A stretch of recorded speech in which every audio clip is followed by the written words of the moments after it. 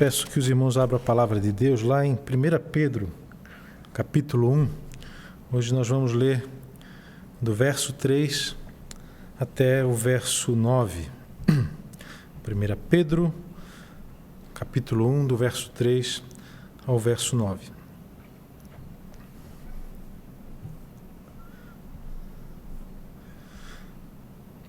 A palavra de Deus diz assim: Bendito Deus e Pai de nosso Senhor Jesus Cristo, que segundo a sua muita misericórdia nos regenerou para uma viva esperança, mediante a ressurreição de Jesus Cristo dentre os mortos, para uma herança incorruptível, sem mácula, imarcessível, reservada nos céus para vós outros que sois guardados pelo poder de Deus, mediante a fé, para a salvação preparada para revelar-se no último tempo.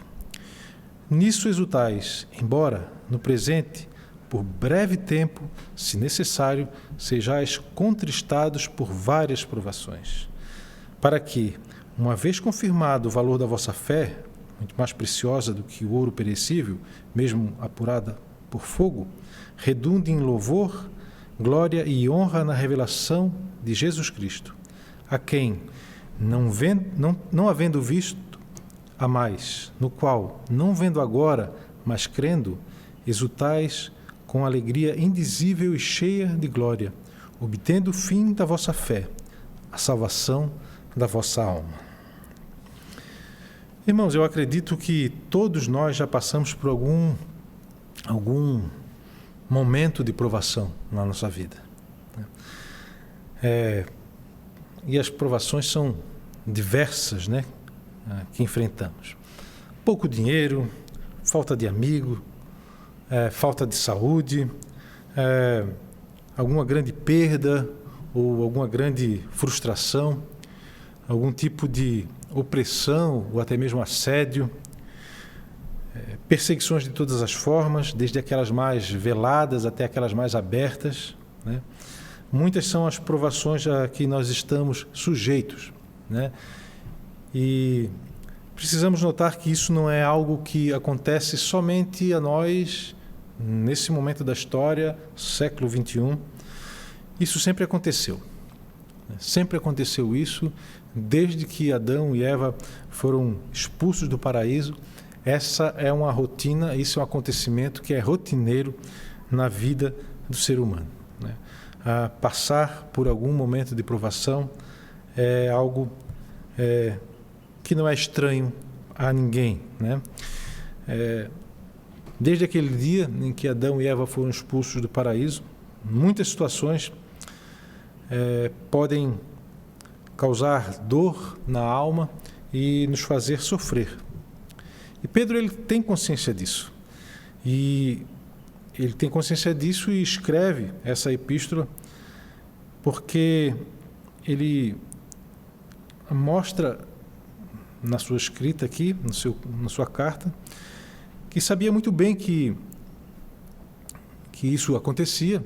Então ele se esforça para ajudar aqueles irmãos a quem ele escreve, né, os irmãos aqui da dispersão, para que eles passem pelas provações pelas quais eles estão expostos também naquele momento da história, né?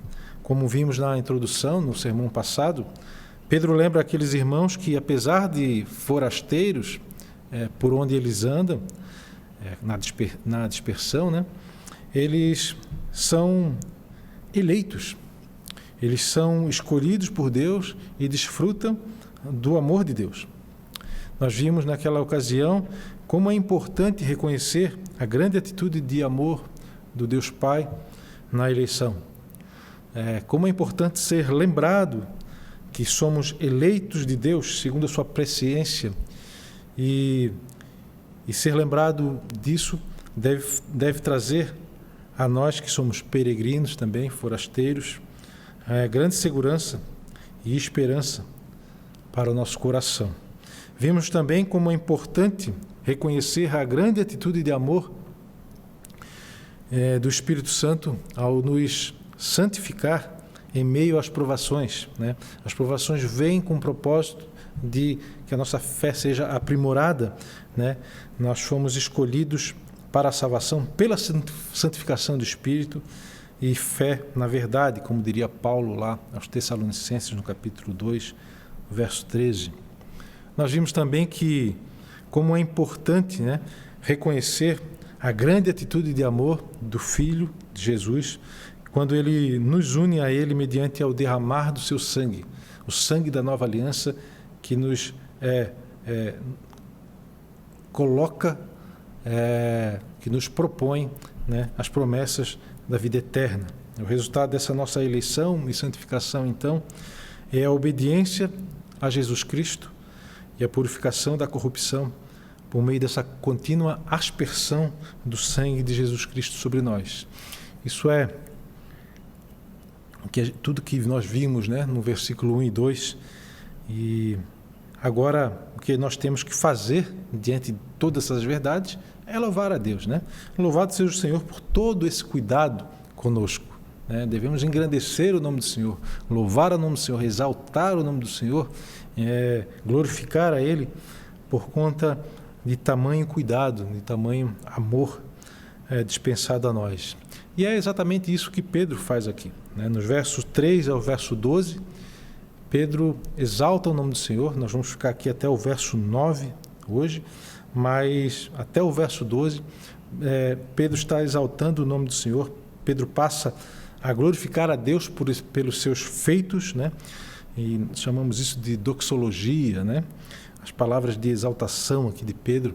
Deus, então, exalta a Deus pelos feitos grandiosos dele, referentes à nossa salvação, referente à pessoa de Jesus Cristo. Pedro, aqui nesses versículos iniciais, ele leva os leitores a considerar a praticidade da fé cristã, né? E ele começa a exaltar a Deus, trazendo essa verdade à consciência dos seus leitores. A fé cristã é algo prático. Ele exalta, ele destaca e considera essa praticidade da fé cristã. E no momento de tribulação, né, é algo importante perceber, né? Ninguém, no meio de uma tribulação, ninguém está preocupado com coisas que não são práticas, né? Na verdade é essa. A prática é o que interessa, né? Coisas que na prática podem trazer algum tipo de socorro, algum tipo de alívio, algum tipo de esperança. E é isso que Pedro passa a falar aqui a partir do verso 3, né? Imagine, né, para ter noção de quanto é importante fixar a nossa atenção em algo prático, né? E façam um exercício aí comigo de pensar, vamos nos pensar no meio de um naufrágio, né? A gente está lá no meio do mar, navio, barco, afundou, nós somos náufragos agora, né? E com certeza você não perderá tempo pensando em coisas que não têm a ver com o seu problema. O seu pensamento vai se voltar agora para coisas práticas que te auxiliem, que te dê socorro, que te dê alívio, né?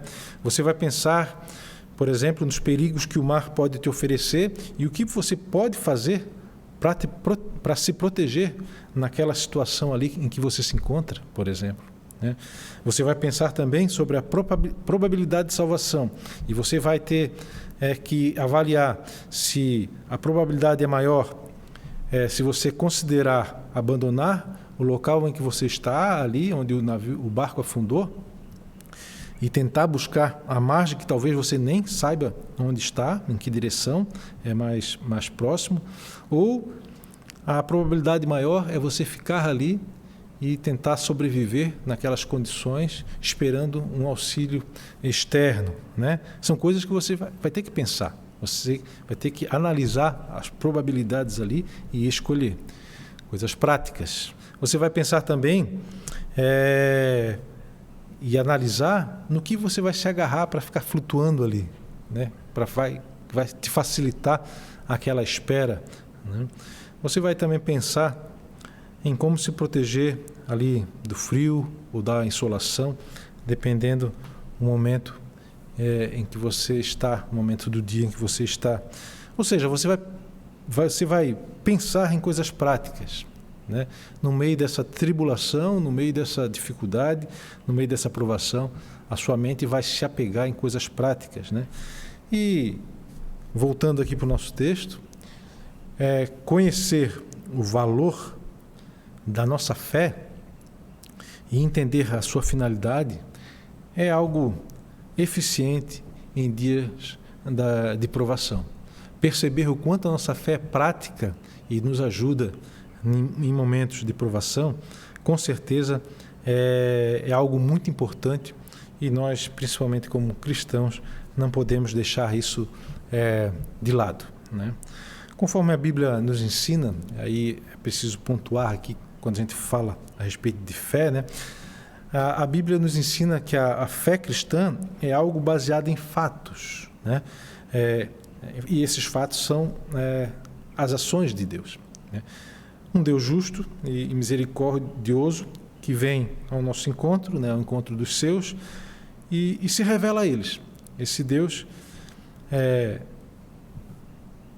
criador e sustentador de tudo, ele vem em direção à sua criatura e se revela a ele. Foi sempre assim. Nas páginas do Antigo Testamento, nós vimos isso em várias narrativas.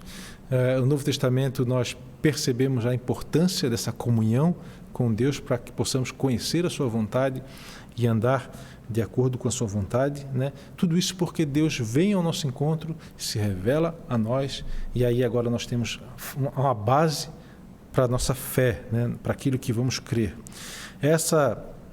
E é nessa ação especial de Deus, a sua revelação, que é baseada a nossa fé, né?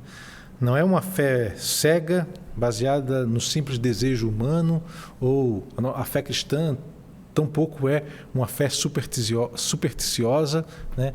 Que não tem nada aonde se apegar, aonde se garantir, né? A gente ouve muitas vezes, né? Pessoas falando, eu tenho fé que vou ganhar na loteria, né? Eu tenho fé que o meu time vai ser campeão, né? Isso não é a mesma coisa que dizer, eu tenho fé na minha salvação, apesar das dificuldades que eu tenho vivido, pois o Evangelho me garante que se eu crer em Jesus Cristo, confiar nele como Senhor, Salvador da minha vida, eu tenho direito à vida eterna. Me é dada a vida eterna. São coisas bem diferentes, né? E por que não é a mesma coisa? Porque a primeira situação, onde eu creio que vou ganhar na loteria, onde eu creio, eu tenho fé que o meu time vai ser campeão, essa situação, ela só expressa um desejo do coração, né? Já a segunda situação, ela expressa uma certeza baseada numa revelação de Deus. Essa é a fé cristã. É sobre isso que o autor aos Hebreus, por exemplo, ele está falando quando ele conceitua a fé, né? Em Hebreus 11, capítulo 11, versículo 1, ele vai dizer, ora, a fé é a certeza das coisas que se esperam e a convicção de fatos que não se veem.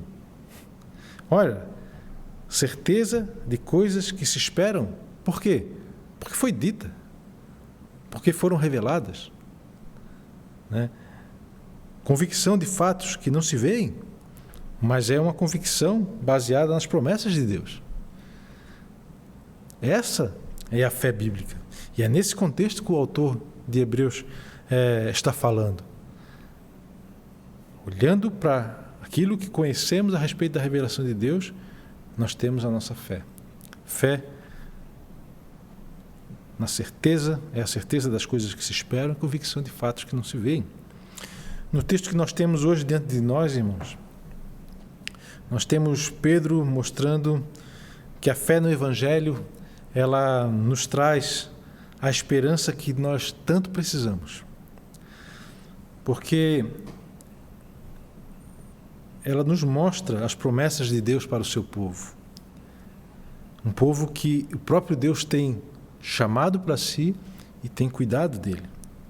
Por isso nós podemos nos alegrar, porque o que nos garante Isso, né, o que nos garante essa promessa é a fé que foi dada a nós pelo próprio Deus. E essa fé que tem um valor, como diz o texto aqui, um valor inestimável. E ao cumprir o seu propósito, que é a nossa salvação, essa fé glorifica a Deus. Isso é lindo demais, é bonito demais, e é importante termos em mente sempre que, em todos os momentos da nossa vida, mas principalmente nos momentos de provação, né? O verso 3 diz assim: Bendito Deus e Pai do nosso Senhor Jesus Cristo, que segundo a sua muita misericórdia nos regenerou para uma viva esperança, mediante a ressurreição de Jesus Cristo dentre os mortos. Deus nos regenerou. Ele nos gerou de novo. Ele nos fez renascer. Devemos então louvar a Deus porque agora, independente das mazelas da vida, das dificuldades, nós temos vida espiritual. E nisso deve estar a nossa esperança. Temos vida espiritual, temos comunhão com Deus, temos agora acesso ao reino de Deus, temos consolo, e um consolo espiritual, temos direito à vida eterna. E esta é a nossa viva esperança. Essa é verdadeiramente a nossa viva esperança. Não é uma esperança em obras mortas, como diria o autor aos Hebreus lá no capítulo 6, mas a nossa esperança tem como fundamento, como Pedro diz aqui, a ressurreição de Jesus Cristo dentre os mortos. Logicamente, né, nós, sendo uma igreja reformada, nós entendemos que essa regeneração ela precede a fé, né? A regeneração é provocada por Deus, né? Essa regeneração provocada por Deus é o início de toda a nossa caminhada rumo à eternidade. Deus nos fez nascer de novo. Deus nos deu vida espiritual, né? Essa regeneração que nos coloca na nova aliança, promovendo em nós arrependimento dos pecados e fé no nosso Senhor Jesus Cristo. E essa fé que nos assegura as promessas da vida eterna. Maravilha isso, né? Isso nos traz esperança. Aqui reside a viva esperança. O texto nos diz que Deus e Pai de nosso Senhor Jesus Cristo deve ser bendito, Ele deve ser louvado, deve ser exaltado, porque em um ato de grande misericórdia, Ele nos traz esperança por meio de uma regeneração que Ele mesmo promove em nossa vida, né? A ressurreição de Jesus Cristo dentre os mortos é o que garante a nossa regeneração, pois é este poder que ressuscitou a Jesus dentre os mortos que também atua em nós agora que somos a sua igreja. É o que Paulo vai falar lá em Efésios capítulo 1, né, no verso 19 e 20. O mesmo poder que ressuscitou Jesus dentre os mortos agora opera em nós, que somos a igreja, somos o seu corpo, né? Os versículos 4 a 8, Paulo passa a explicar no que consiste essa viva esperança. E essa viva esperança, ela consiste numa herança, diz o texto aqui, incorruptível, sem mácula, imarcessível, reservada nos céus para vós outros, que sois guardados pelo poder de Deus, mediante a fé para a salvação preparada para revelar-se no último tempo. O texto ainda continua, verso 6, nisso exultais, embora no presente, por breve tempo, se necessário, sejais contristados com várias provações, para que, uma vez confirmado o valor da vossa fé, muito mais preciosa do que o ouro perecível, mesmo apurado por fogo, redunde em louvor, glória e honra na revelação de Jesus Cristo, a quem, não havendo visto a mais, no qual, não vendo agora, mas crendo, exultais com alegria indizível e cheia de glória. Herança. A nossa viva esperança está fundamentada numa herança prometida a nós. Temos uma herança e somos guardados por Deus para essa herança. Nisso consiste as promessas da nova aliança em Cristo Jesus. É para isso que nos aponta o Evangelho. Essa é a notícia que nos conforta, né? O título desse sermão. Essa é a notícia que nos conforta. O Evangelho, né? A promessa de uma herança para nós que somos guardados. Isso nos dá esperança, né? Nós que fomos regenerados, agora nós temos uma herança garantida para o pós-morte, uma herança celestial, uma herança, diz o texto, que não se deteriora, né? Uma herança incorruptível, uma herança que não pode ser então destruída, prejudicada por operação de qualquer coisa nessa vida. Uma herança que ela é pura, ela é livre de qualquer coisa que a comprometa, é uma herança sem mácula. Sua origem divina garante o seu valor, não é mesmo? Uma herança que não perde o seu valor, uma herança que não murcha, que não se deteriora, uma herança imarcessível. E é uma herança que é guardada, reservada nos céus para nós que somos a sua igreja, né? Somos guardados para essa herança desta forma, mediante a fé que é dada a nós por pura graça. A fé é esse dom de Deus que é fundamental para que possamos experimentar então a salvação preparada a revelar-se no último tempo. Nós somos salvos antes da fundação do mundo. Isso se tornou evidente para nós e para toda a igreja num dado momento da história, e isso será incontestável no futuro, durante e após o grande julgamento, né? Jesus virá, julgará todas as obras, tomará a sua igreja para si e reorganizará toda a criação, né?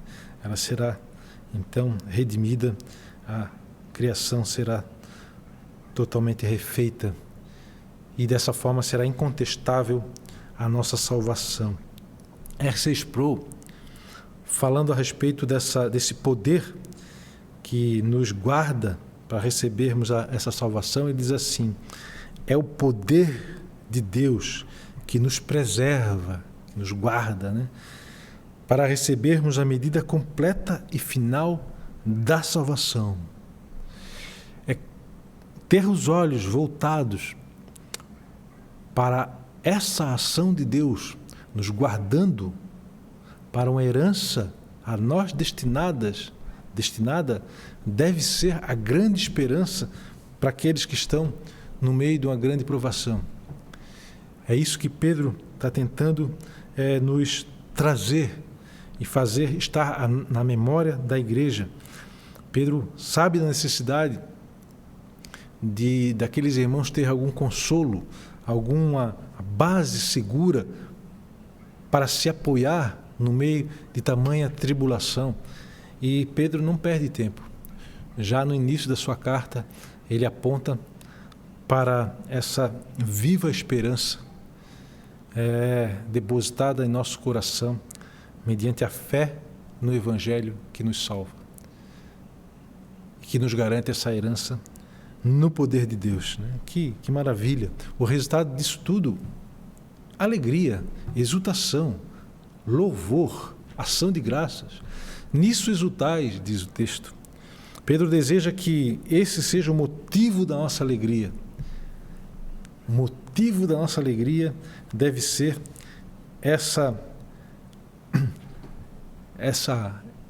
esse poder de Deus agindo sobre nós, nos guardando para aquilo a que nós fomos destinados, a essa herança eterna. Aqui está, então, a nossa esperança, né? É do céu que nós recebemos o que é mais valioso. Não é da terra. Não é da terra que nós devemos esperar algo tão valioso assim, né? É a certeza sobre essa herança que nos aguarda. É essa certeza que deve ser o foco da nossa vida e o motivo da nossa alegria, do nosso júbilo, né? Nossa exultação. A viva esperança depositada por Deus aqui no nosso coração é o que nos faz exultar quando lembramos das promessas da vida eterna. Temos promessas na vida eterna, para a vida eterna. Estamos incluídos no reino de Deus. Iremos desfrutar de novos céus e nova terra. Isso tudo são promessas da nova aliança que estão no Evangelho, que estão nas páginas do Novo Testamento, que estão ali para que possamos perceber, para que possamos nos alegrar e desejar isso ardentemente, né? Não existe nada mais precioso para o homem do que isso, né? A viva esperança, então, é depositada por Deus no nosso coração, né? A vida eterna, viver eternamente no mundo regenerado, é então a nossa herança que recebemos porque nós estamos em Cristo. Cristo é o herdeiro legal de todas essas coisas. E uma vez que estamos em Cristo, pelos méritos de Cristo, somos co-herdeiros com Ele de todas essas coisas, né? Não é mérito nosso, desde o início temos falado que é por pura graça, né? E é pura graça estar em Cristo, que é o herdeiro legal de todas essas coisas, nos confere, né, o privilégio de desfrutar de tudo isso com Ele. Por isso que a nossa fé é valiosíssima. Por isso que a nossa fé é de valor inestimável, né? Mesmo o ouro mais puro que possa existir, né? Nem mesmo o bem mais precioso que possa existir aqui nessa vida pode ser comparado com o valor da nossa fé. Porque somente a nossa fé nos coloca nessa condição de herdeiro de todas as coisas, juntamente com Cristo. Coisas maravilhosas, coisas eternas, que nós temos acesso desde já, em certo sentido, né? Por isso, então, a nossa fé, a fé do cristão, ela deve estar voltada para a revelação de Cristo. Cristo, Jesus Cristo, deve ser o alvo da nossa fé, no final das contas. Não existe nada mais precioso para o homem do que louvar e glorificar Jesus Cristo. Esse Jesus Cristo agora revelado como Senhor dos Senhores, Rei dos Reis, Senhor dos Senhores. Jesus Cristo, aquele mesmo que foi morto de forma brutal pelos romanos, a pedido dos líderes judeus. Esse mesmo Jesus Cristo que é o Messias, que é o Filho de Deus, que é o Cordeiro de Deus, que tira o pecado do mundo. Esse mesmo Jesus Cristo que é o pão da vida, esse mesmo Jesus Cristo que é o pastor das ovelhas, esse mesmo Jesus Cristo que se apresenta como a porta que nos leva à vida eterna. Louvar esse Jesus, esse Deus, é a coisa mais preciosa que temos. E a fé é a que nos possibilita isso, essa fé dada por Deus. Por isso que o valor dela é inestimável, né? Reconhecer Jesus dessa forma é desfrutar do bem mais precioso que a gente pode ter, que o homem pode adquirir. Reconhecer Jesus dessa forma é o motivo de grande alegria, alegria indizível e cheia de glória. Amar e crer em quem nós não vemos agora é algo extraordinário, e é isso que a fé nos proporciona. Porque a fé, ela está embasada naquilo que as Escrituras apontam, e as Escrituras apontam em todo momento para Jesus Cristo como sendo o Senhor, para Jesus Cristo como sendo a nossa fonte de alegria suprema. a Jesus Cristo como a fonte do nosso contentamento pleno. Possamos nos alegrar com isso, especialmente nos momentos de dificuldade, né? O texto diz, no final, obtendo, no verso 9, né, o fim da nossa fé, a salvação da vossa alma. Obtendo o fim da vossa fé. A finalidade desse dom dado por Deus, chamado fé, a finalidade desse dom é essa, a salvação da nossa alma. Aqui Pedro falando para os peregrinos e forasteiros na dispersão, né, da perspectiva humana, ele olha e fala: olha, irmãos, a finalidade da vossa fé é essa, a salvação da vossa alma. Isso não descarta também, né, a verdade que, da perspectiva de Deus, a finalidade da nossa fé é a sua glória. Porque, no final das contas, a nossa salvação glorifica a Deus, revelando Ele como um Deus amoroso, misericordioso, que é, não é mesmo? Quantos que me ouvem agora já experimentaram isso? Lembrem-se, irmãos, nisso exultais. Embora no presente, por breve tempo, se necessário, sejais contristados por várias provações, mas nisso exultais. Nisso exultais.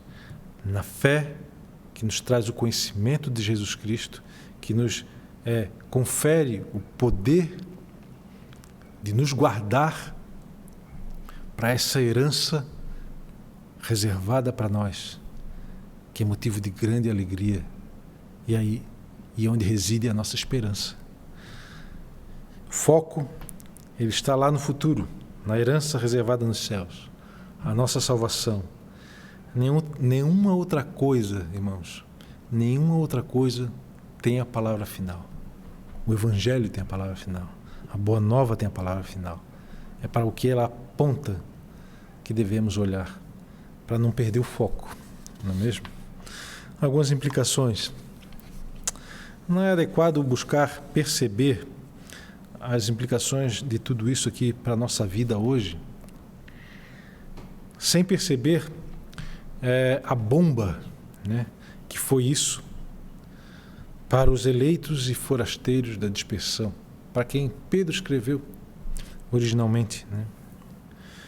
Também nós não devemos desprezar as provações que cada um de nós vive hoje, no mundo em que vivemos, né, no contexto em que vivemos, contextos mais variados, né? Realmente também não é isso que eu pretendo, nem desprezar o poder disso para aqueles primeiros ouvintes ou leitores, nem desprezar também as provações que passamos hoje, né? Sabemos muito bem que muitos irmãos têm passado por momentos difíceis hoje, né? Momentos que podem levar ao desespero, à desesperança, a experimentar aquilo que chamamos de vale, né? Onde a fé é questionada, onde tudo parece começar a perder o sentido. As provações muitas vezes têm esse poder, né? Mas não devemos esquecer que a provação, ela deve cumprir o seu propósito, que é fortalecer a nossa fé, nos trazer esperança, nos preparar para que sejamos varões bem crescidos, né? Alguns irmãos têm sentido a morte, né, no seu próprio corpo, outros bem próximo na família, né, junto ao pai, mãe, filhos, irmãos, muitos desses próximos, né, já agraciados, né, com a fé que salva, outros sem evidências disso, né? Tudo isso traz também angústia para nós, né? Nos prova de alguma forma. Muitos de nós têm perdido fonte de sustento para o lar, né? Falta de emprego, falta de salário, prejuízo financeiro de toda a natureza. Isso traz tormento também para a nossa alma. Alguns demitidos, outros tendo que demitir, né? Não é uma situação fácil também, traz tristeza. Racionamento de todo tipo, necessidades de toda a natureza, gerando ansiedades. Muitos com pouco para si mesmo e inquietos pelo desejo de querer ajudar o próximo e não ter condições. Isso traz uma certa aflição que também nos perturba. Muitos angustiados por se verem presos a convicções ideológicas impostas por esse mundo corrompido, e muitas vezes sem encontrar uma saída para pensar fora da caixinha proposta, né? Ou tentando até mesmo conciliar todas essas convicções com o Evangelho. E isso traz uma certa inquietação também, que perturba, que traz provação. Muita tentação, né? Muita tentação de toda a natureza, provocando o tropeço de muitos em muitas áreas. O mundo, a carne, o diabo, eles não dão tréguas. Sempre foi assim, sempre será, até a vinda de Cristo, não é mesmo?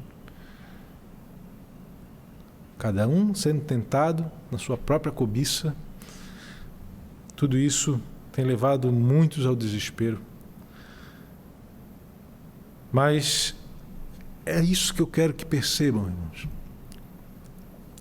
A relação de problemas que eu acabei de listar aqui, elas também podem ser listadas para os eleitos, que são peregrinos, na dispersão, para quem Pedro escreveu originalmente. A morte se aproximando, para nós pode ser resultado de uma pandemia, né? Ou como para eles, por conta da perseguição, por causa da sua fé.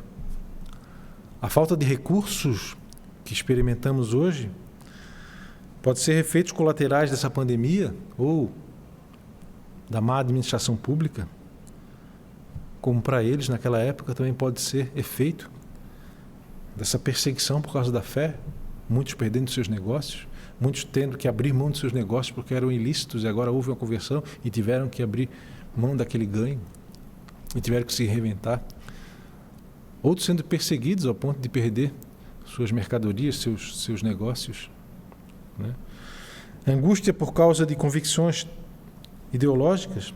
Hoje talvez o conflito seja direita, esquerda versus evangelho.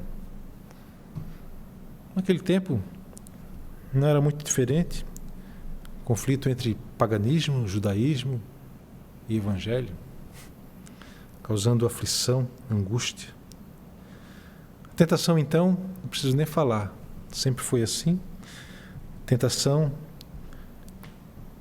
não mudou nada. O mundo, a carne, o diabo sempre foram os grandes obstáculos para a vida de santidade e vão continuar sendo. A orientação de Pedro, irmãos, que já encontramos nessa doxologia aqui, é: ponha em prática a sua fé. Essa é a orientação de Pedro que encontramos aqui. Ponha em prática a sua fé prática, coloque-a em prática. E eu aplico com 2 pontos bem objetivos para que a gente encerre essa exposição. O primeiro ponto é: fuja da autopiedade. A autopiedade é algo terrível. Não perca de vista que tudo que é deste mundo é temporário, tem data de validade e não nos garante alegria. Aquela alegria que tanto a nossa alma anseia. E tudo que esse mundo nos oferece sempre nos desapontará no final, porque não tem valor eterno. Não deixe se enganar, para que você não caia nesse erro da autopiedade. O grande problema da autopiedade é que essa autopiedade pode te levar a justificar prazeres que não são lícitos, para que você tenha algum refrigério momentâneo, algum prazer fugaz diante das provações.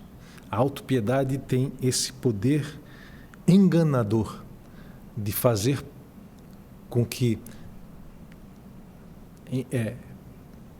nos iludimos com aquilo que é transitório do mundo e trocamos aquilo que tem valor eterno por isso que é transitório, esses prazeres fugazes, né? Cuidado, nós não podemos trocar então os prazeres relacionados com a viva esperança trazida pelo Evangelho por esses prazeres transitórios do pecado. Lembrem lá como que Moisés se portou no Egito, né? Ele não abriu mão da revelação que foi dada pelos prazeres transitórios do pecado, como diz lá Hebreus 11, porque ele teve fé naquilo que Deus falou a ele.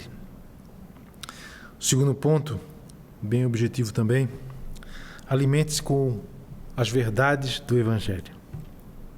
Em todo momento, precisamos olhar para Jesus Cristo naquele madeiro, sofrendo para que a gente tenha o privilégio de ter esperança. O sofrimento de Jesus no madeiro nos abriu a possibilidade de termos esperança. Essa é a notícia que nos conforta na hora da provação. Saber que o nosso Senhor, o Rei do Universo, deu a sua vida para resgatar a nossa. Isso é o que nos garante a entrada no reino de Deus. Lembre sempre do Evangelho. 2 Coríntios 5, 15 e 22, nesse texto nós encontramos Paulo fazendo um resumo do Evangelho. E eu queria terminar com essa leitura. 2 Coríntios 5, 15 e 21. Diz assim: E ele morreu por todos, para que os que vivem não vivam mais para si mesmos, mas para aquele que por eles morreu e ressuscitou, Jesus. Verso 21. Aquele que não conheceu pecado, ele o fez pecado por nós, para que nele fôssemos feitos justiça de Deus. E agora nós temos direito a essa herança, guardados pelo poder de Deus que ressuscitou a Jesus Cristo dentre os mortos e estabelece então agora a nossa esperança, né? Esse é o Evangelho. Essa é a boa notícia que conforta, que nos conforta no momento de provação. Que o Senhor possa nos dar a graça de viver sempre com essas verdades no coração para poder suportar o dia mau. Vamos orar? Senhor, nós te louvamos, Senhor, te agradecemos, ó Pai, porque a Tua palavra é viva e eficaz, a Tua palavra é capaz, ó Pai, de nos orientar, nos corrigir, nos admoestar, nos preparar, Senhor, para essa entrada no reino de Deus.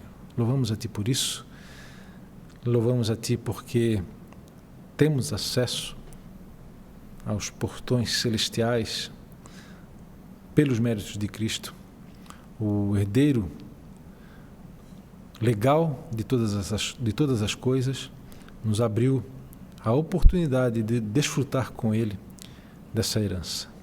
Senhor, que isso seja sempre a fonte do nosso consolo, a fonte da nossa esperança, a fonte da nossa coragem para enfrentar os dias maus.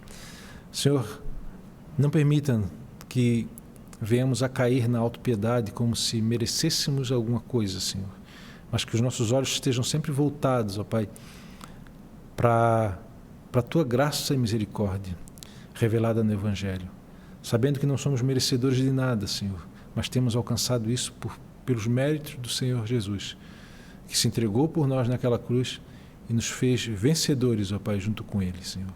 O Senhor, que nos momentos de provação, de dificuldade, de angústia, de decepção, de dor, que essa seja a nossa esperança.